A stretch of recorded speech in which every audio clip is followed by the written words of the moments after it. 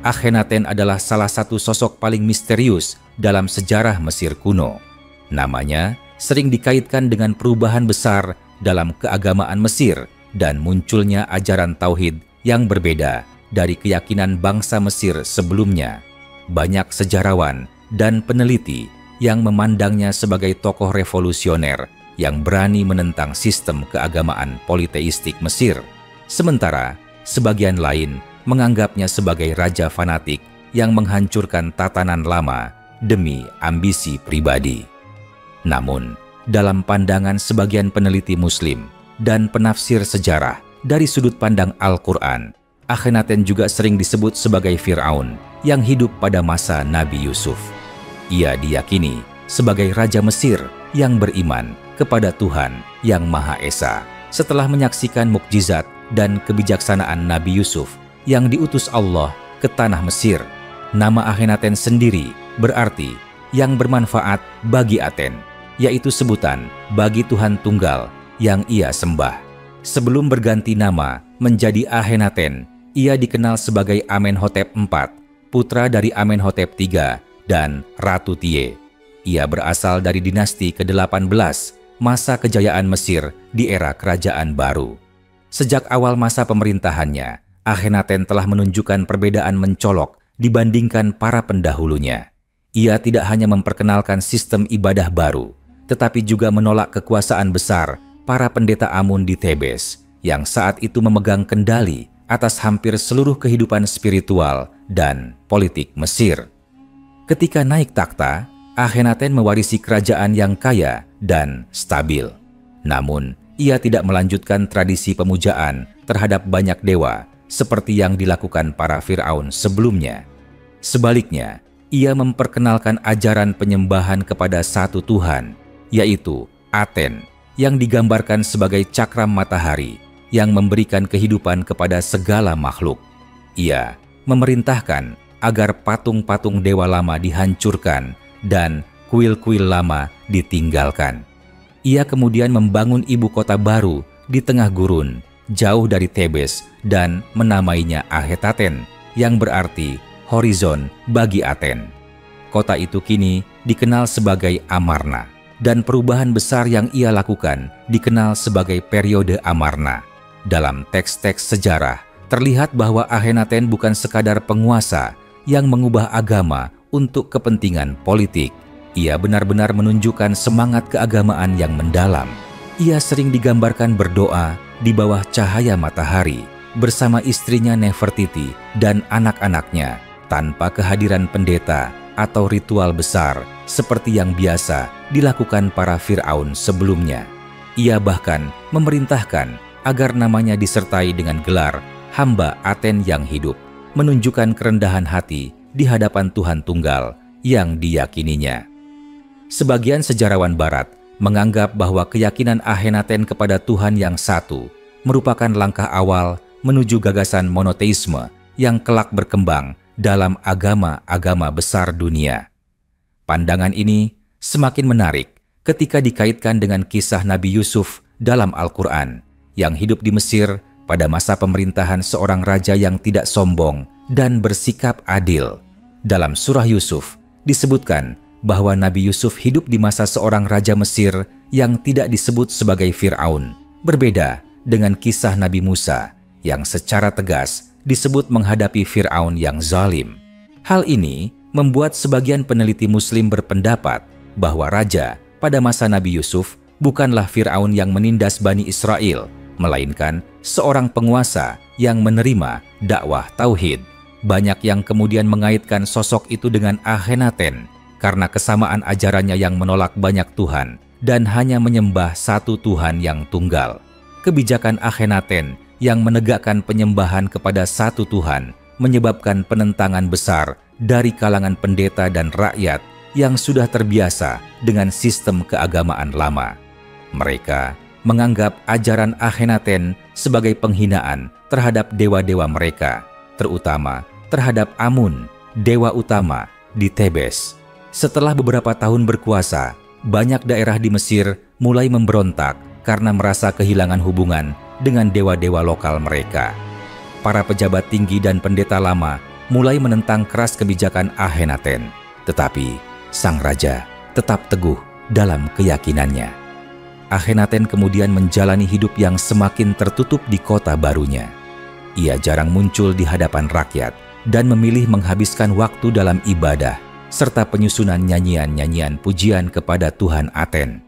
Salah satu teks terkenal dari masa pemerintahannya adalah Himne Agung untuk Aten, sebuah puisi keagamaan yang menggambarkan kebesaran Tuhan yang menciptakan langit, bumi, dan seluruh makhluk hidup.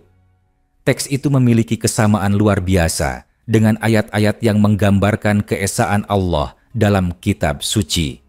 Ia menyebut bahwa Tuhan adalah pencipta segala kehidupan, yang memberi rezeki, yang mengetahui isi hati manusia, dan yang tidak dapat diserupakan dengan apapun.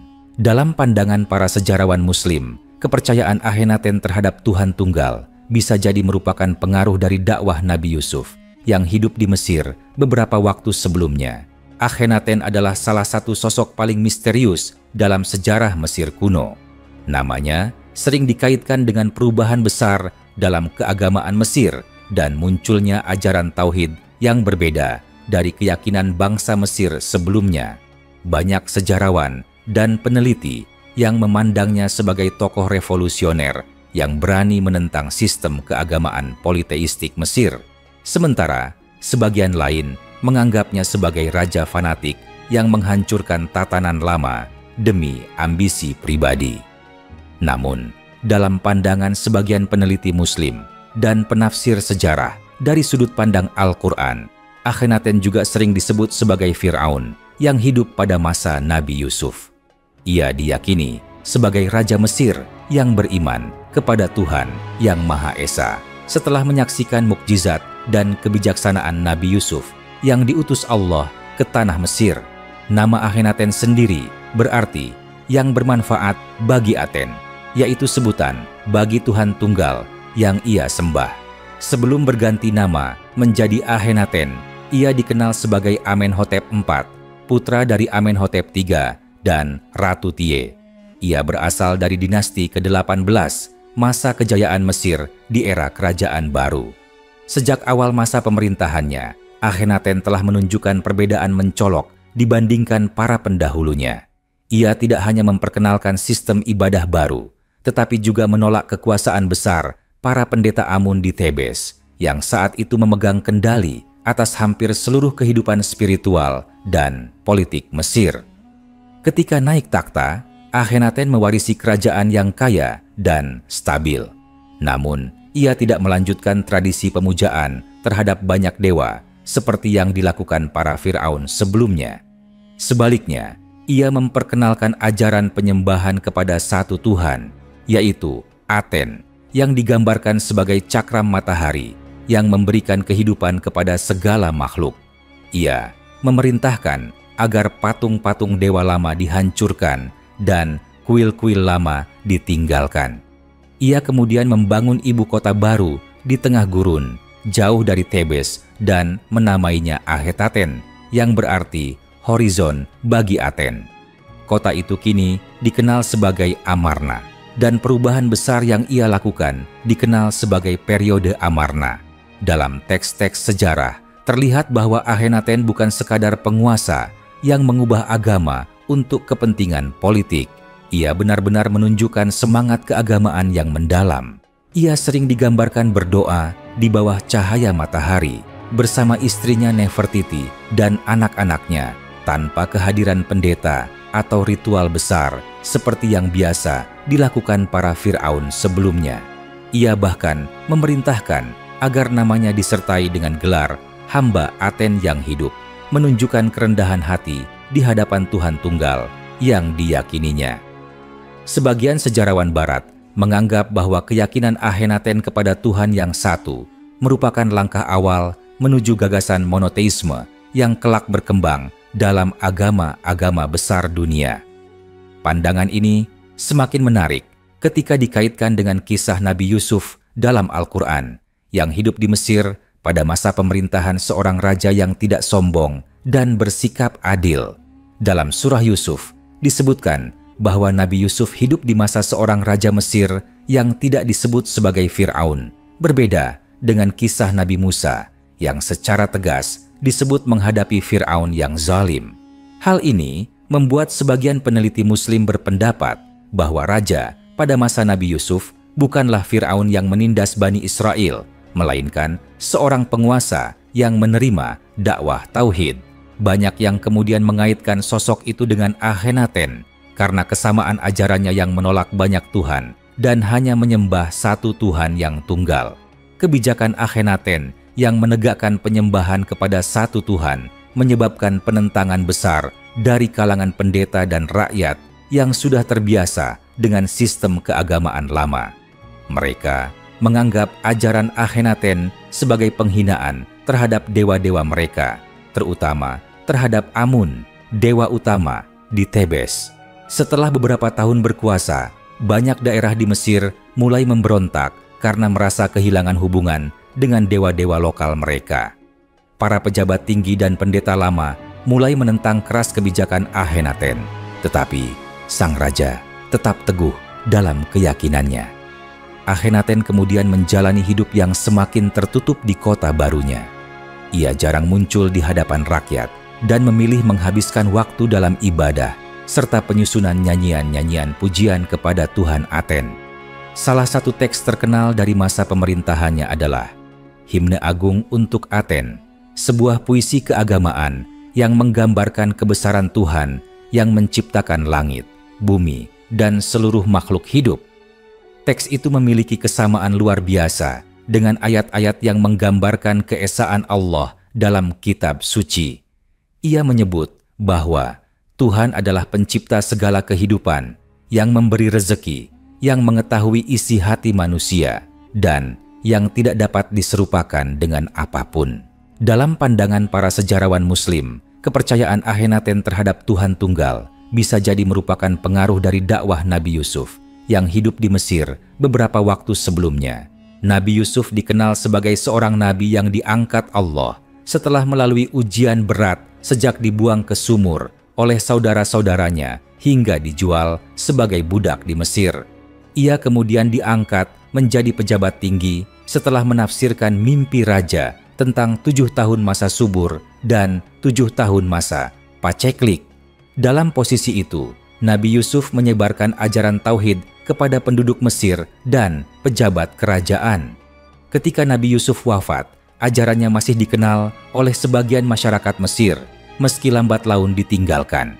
Maka, Akhenaten mungkin adalah salah satu di antara penguasa yang kembali menghidupkan ajaran tauhid itu.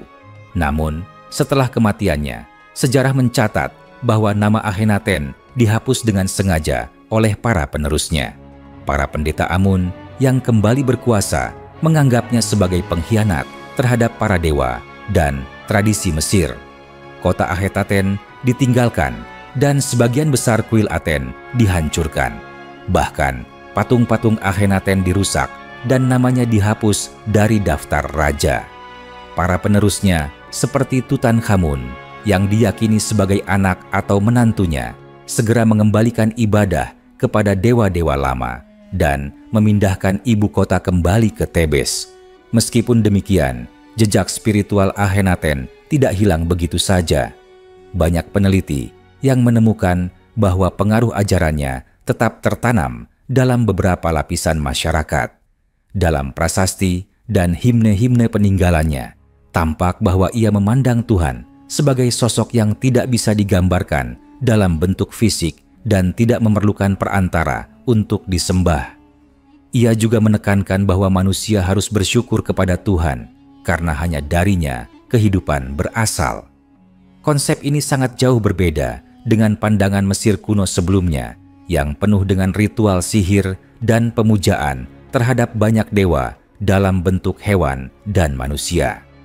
Sebagian ahli arkeologi berpendapat bahwa monoteisme Akhenaten tidak semata hasil pemikiran filsafat, melainkan warisan dari tradisi nabi-nabi sebelumnya yang pernah menyebarkan ajaran tauhid di Mesir. Ada pula yang menyebut bahwa ajarannya mungkin merupakan bentuk penyesuaian terhadap pengaruh keimanan Nabi Yusuf yang telah berakar di kalangan tertentu di Mesir. Ini menjelaskan mengapa ajarannya menekankan nilai moral dan kesederhanaan yang selaras dengan ajaran para nabi. Sementara itu, para sejarawan Barat lebih sering menilai reformasi keagamaan Akhenaten dari sisi politik. Mereka melihatnya sebagai upaya untuk melemahkan pengaruh para pendeta Amun yang sangat kuat dan menguasai kekayaan besar. Dengan memperkenalkan ibadah kepada satu Tuhan dan memindahkan pusat keagamaan ke kota baru, Akhenaten sesungguhnya sedang menciptakan struktur kekuasaan yang lebih terkonsentrasi di bawah kendali raja. Namun, ketika ia wafat, kekuasaan itu runtuh karena tidak didukung oleh para pejabat dan rakyat yang setia kepada sistem lama. Dalam perspektif keagamaan Islam, tidak tertutup kemungkinan bahwa Akhenaten memang termasuk di antara raja yang mendapat hidayah untuk beriman kepada Allah. Al-Quran menggambarkan bahwa Nabi Yusuf hidup di masa raja yang menerima kebenaran.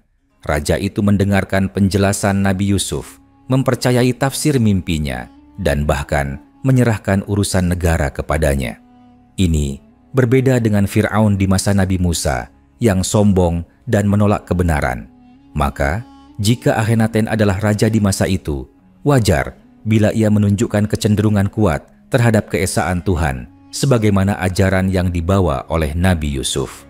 Walaupun tidak ada bukti arkeologis langsung yang menunjukkan pertemuan antara Akhenaten dan Nabi Yusuf, kemiripan ajaran dan pola keyakinan keduanya cukup kuat untuk dipertimbangkan.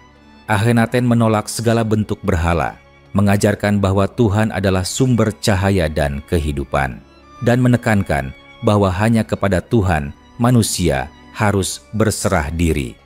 Semua ini selaras dengan inti dakwah para nabi. Karena itu, sebagian ulama dan sejarawan Muslim memandang bahwa Akhenaten adalah satu-satunya Fir'aun yang beriman dan menjadi saksi atas kebenaran risalah Tauhid yang pernah hadir di bumi Mesir. Sejarah kemudian mencatat bahwa nama Akhenaten sempat hilang dari ingatan manusia selama lebih dari 3.000 tahun, hingga akhirnya ditemukan kembali pada abad ke-19 oleh para arkeolog. Penemuan reruntuhan kota Amarna dan naskah-naskahnya mengungkap sosok seorang raja yang luar biasa, seorang penguasa yang berani menegakkan keyakinan kepada satu Tuhan di tengah masyarakat yang menyembah banyak dewa. Kisahnya mengingatkan umat manusia bahwa kebenaran tentang keesaan Tuhan pernah muncul di berbagai tempat dan waktu, termasuk di tanah Mesir yang menjadi pusat peradaban besar dunia kuno. Dalam pandangan Islam, hidayah Allah bisa datang kepada siapa saja yang dikehendakinya, bahkan kepada seorang raja besar seperti Akhenaten yang hidup di tengah bangsa penyembah berhala. Warisan Akhenaten tetap menjadi bukti bahwa di balik sejarah panjang Mesir kuno yang penuh dengan mitos dan politeisme, pernah ada masa ketika suara Tauhid bergema di istana para Fir'aun. Meski ajaran itu sempat dilenyapkan, keyakinan kepada Tuhan yang esa tidak pernah benar-benar padam. Ia terus hidup dalam hati manusia yang mencari kebenaran, sebagaimana cahaya matahari yang tetap bersinar di balik awan.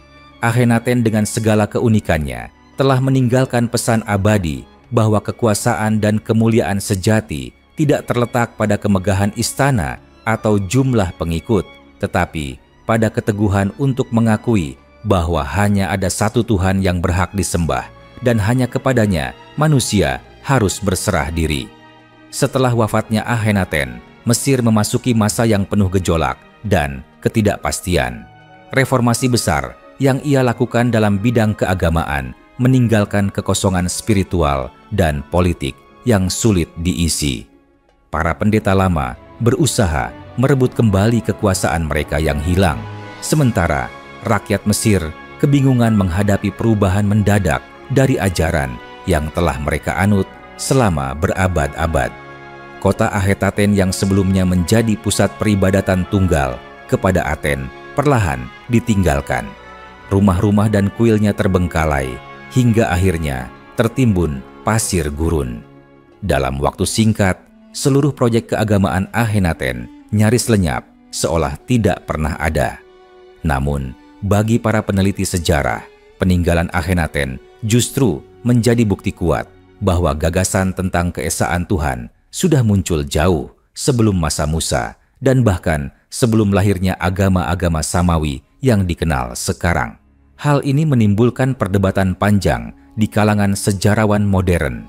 Ada yang beranggapan bahwa Akhenaten adalah seorang pemikir besar yang menemukan konsep ketuhanan secara rasional. Sementara, sebagian lain meyakini bahwa sumber keyakinannya tidak mungkin muncul dari pemikiran semata, melainkan dari wahyu yang pernah disampaikan oleh seorang nabi yang hidup di tanah Mesir. Dari sini muncul pandangan bahwa ajaran Akhenaten adalah pantulan dari risalah Nabi Yusuf yang pernah mengajarkan tauhid di istana Raja Mesir beberapa generasi sebelumnya.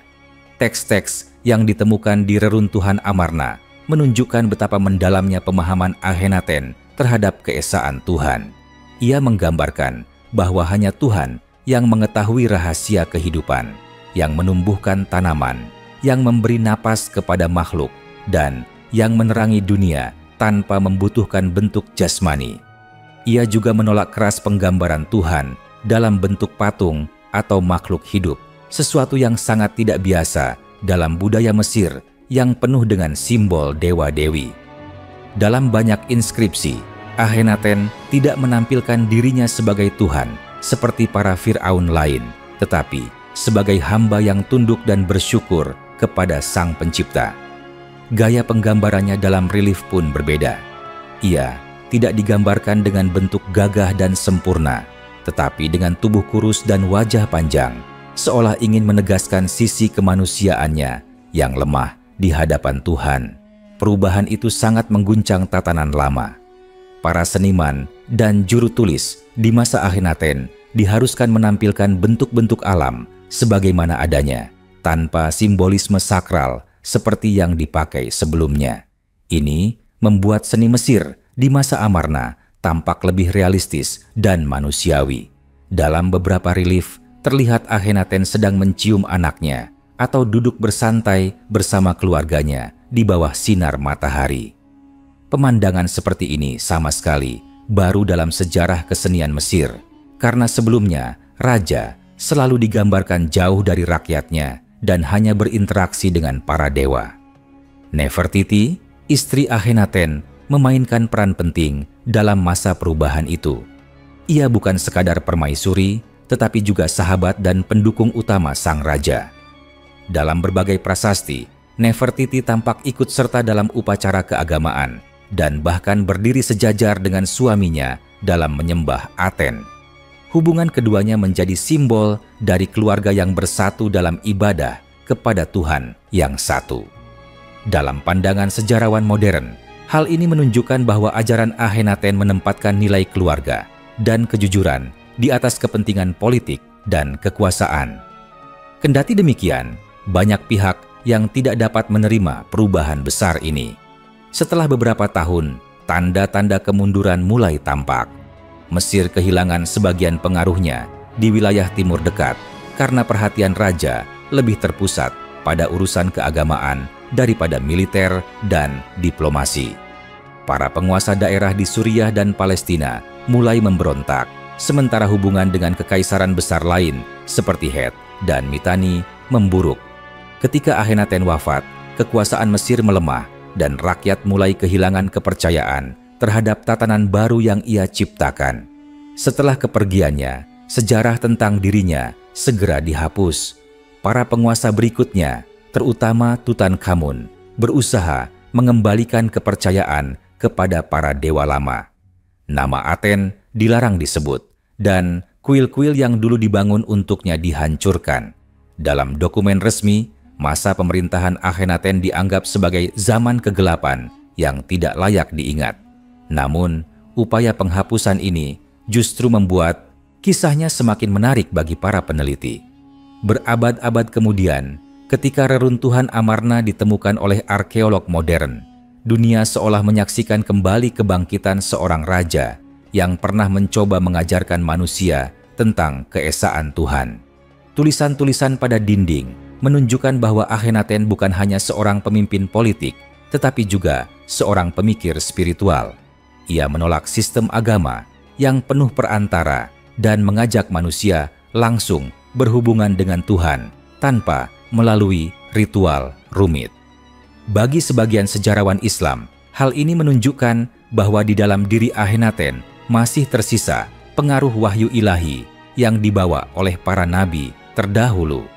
Pandangan yang mengaitkan Akhenaten dengan Nabi Yusuf semakin diperkuat oleh fakta bahwa dalam kisah Al-Quran, raja yang hidup di masa Yusuf disebut sebagai penguasa yang berakal dan berhati lembut.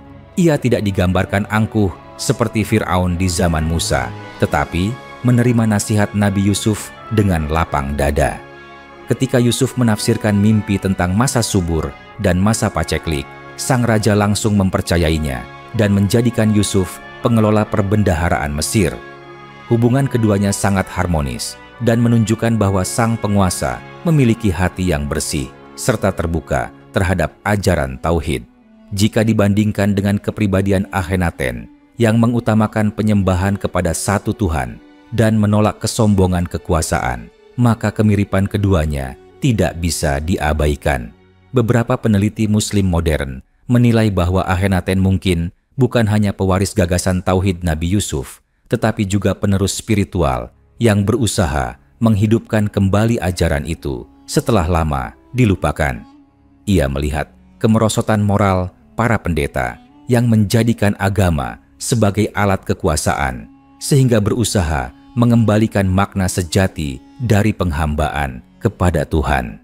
Upayanya memang gagal secara politik, tetapi pesan yang ia tinggalkan melampaui zamannya. Sementara dalam dunia akademik sekuler, sebagian besar ahli masih berhati-hati menilai hubungan Akhenaten dengan ajaran tauhid para nabi. Namun, mereka tidak menolak kenyataan bahwa kepercayaannya terhadap satu Tuhan yang transenden adalah fenomena luar biasa di dunia kuno. Ia hidup dalam masyarakat yang terbiasa dengan kepercayaan pada ratusan dewa, tetapi berani menentang seluruh sistem itu demi keyakinannya. Ia memilih hidup sederhana, bahkan membiarkan dirinya menjadi sasaran kebencian demi mempertahankan keyakinan yang menurutnya benar. Ketika kota Akhenaten ditinggalkan, banyak catatan keagamaan yang terkubur di bawah pasir. Dalam penggalian abad ke-19, ditemukan naskah-naskah berupa surat diplomatik yang dikenal sebagai Amarna Letters. Dokumen ini menunjukkan bahwa Akhenaten sempat berhubungan dengan berbagai kerajaan lain di Timur Dekat. Surat-surat itu menunjukkan bahwa ia bukan sosok yang tertutup seperti yang pernah diduga, melainkan seorang raja yang tetap memelihara hubungan diplomasi dengan bangsa lain. Namun ia memang tidak lagi mengandalkan kekuatan militer untuk menaklukkan, melainkan lebih mengutamakan perdamaian. Gaya kepemimpinan semacam ini mengingatkan pada cara Nabi Yusuf yang menata ekonomi Mesir dengan kebijaksanaan dan kasih sayang, bukan dengan kekerasan. Jejak ajaran Akhenaten perlahan hilang dari Mesir, tetapi tidak dari sejarah manusia. Banyak pemikir modern yang menilai bahwa ia adalah pelopor pemahaman spiritual yang kemudian diwarisi oleh agama-agama samawi. Bahkan, dalam beberapa studi, ajarannya dianggap sebagai jembatan antara kepercayaan Mesir kuno dan konsep ketuhanan yang murni. Meski pandangan ini masih diperdebatkan, sulit menolak kenyataan bahwa Akhenaten telah meninggalkan pengaruh besar dalam sejarah ide-ide manusia. Sebagian ulama dan penulis Muslim berpendapat bahwa Allah mengutus nabi-nabi ke setiap bangsa agar tidak ada umat yang tidak mendapat petunjuk. Karena itu, mungkin saja Akhenaten termasuk di antara raja yang mendapat ilham dari Allah untuk beriman kepadanya, atau setidaknya menerima sisa ajaran dari nabi yang pernah diutus di negerinya. Dalam pandangan ini, Akhenaten bukan hanya tokoh sejarah, melainkan juga contoh bahwa petunjuk ilahi bisa menyentuh siapa saja, bahkan seorang penguasa besar di tengah dunia yang menyembah berhala. Kisah Akhenaten mengajarkan bahwa kebenaran tidak selalu diterima oleh mayoritas, dan bahwa keimanan sejati seringkali menuntut keberanian untuk berdiri sendiri. Ia melawan arus zaman, menolak segala bentuk kemusyrikan, dan berusaha mengarahkan bangsanya menuju pengenalan kepada Tuhan yang Maha Esa. Walaupun upayanya tidak bertahan lama, semangatnya tetap hidup dalam lembaran sejarah. Akhenaten menjadi lambang seorang penguasa yang memilih kejujuran rohani daripada kejayaan duniawi. Ia meninggalkan tahta dengan kehormatan iman, bukan sekadar gelar kekuasaan.